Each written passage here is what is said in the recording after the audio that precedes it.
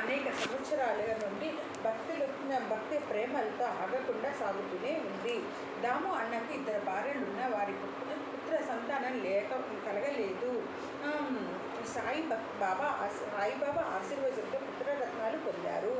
అప్పుడు శ్రీరామనవమి ఉత్సవానికి పతాకాన్ని సమర్పిస్తానని మొక్కుకున్నాడు. అప్పటి నుండి ప్రతి సంవత్సరం పతాకాన్ని ఊరేగించడం ఆరంభించారు.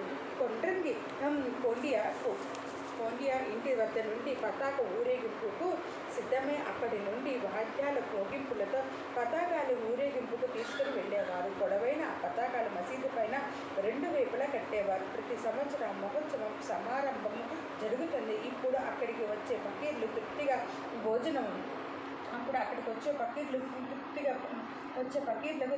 భోజనం పెట్టేవారు. ఈ రీతిగా రామనవమి దాము అన్న సెట్ జరిపించేవాడు. ఆ దాము అన్న కథని ఇప్పుడు శ్రోతలు మనవి చేస్తాను. శ్రద్ధగా శ్రవణం చేసే సాయి యొక్క సామర్థ్యం విదితమవుతుంది. ముంబై నగరంలోని దాము అన్న స్నేహితుడు 2 లక్షల లాభం వచ్చే వ్యాపారం ఉంది. ఇటువంటి లాభసాటి వ్యాపారం చేద్దామా అని ముంబై నుండి ఉత్తరం రాశాడు.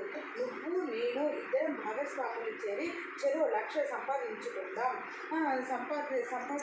నిర్భయమైన వ్యాపారం. వెంటనే జాబు రాయి. ఇప్పుడు